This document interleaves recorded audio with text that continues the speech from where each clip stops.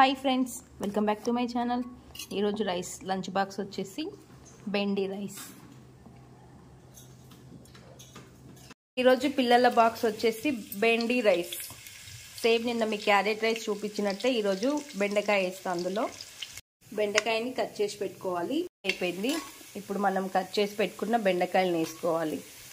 Same నిన్న మీకు carrot rice చూపించా కదా, మనం ఇందులో పోపుల్ని బెండకాయలు యాడ్ చేసుకోవాలి. ఎలాగూ మా పిల్లలైతే బెండకాయ, దొండకాయ, బీరకాయ అయితే తినరు. వాళ్ళకి నేను ఇలా అరేంజ్ చేసుకుంటా లంచ్ బాక్స్లో. ఇంకా అన్నం చప్పగవ్వదు, అలాగే బెండకాయ వాళ్ళు తిన్నట్లు ఉంటుంది. ఇవి బాగా మగ్గించుకోవాలి.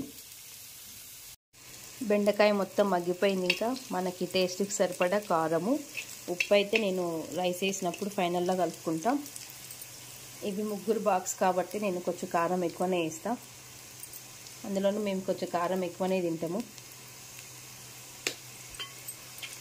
ఇది కారం వేసి కలుపుకోగానే వెంటనే నేను ఇంకా స్టవ్ ఆఫ్ చేసేస్తా. నిన్న చెప్పా కదా మీకు, మట్టిది స్టీమ్ ఎక్కువసేపు ఉంటుంది అలాగే అని బంద్ చేసుకున్నా. ఇంకా కారం స్మెల్ పోయిన తర్వాత ధనియా పౌడరు, అలాగే ఇది వచ్చేసి నేను గరం మసాలాగా ప్రిపేర్ చేసుకున్నాను. ఇందులో ఆల్ స్పైసెస్, అలాగే ఎండుమిర్చి, మినపగుండ్లు, ఇంకా శనగపప్పు, జీలకర్ర, మెంతులు అన్నీ కలిపి మసాలా నేను ప్రిపేర్ చేసుకున్నాను. పిల్లలకి హెల్త్కి మంచిది అనేసి ఇది 1/2 స్పూన్ వేస్తా. అంతే. ఇంకా మనం చల్లార పెట్టుకున్న అన్నంని దీంట్లో కలిపేసుకోవడమే. కొత్తిమీర కూడా నేను ఫైనల్లో వేస్తాను, ఇప్పుడు వేయను. అన్నం కలిపిన తర్వాత వేసేస్తా.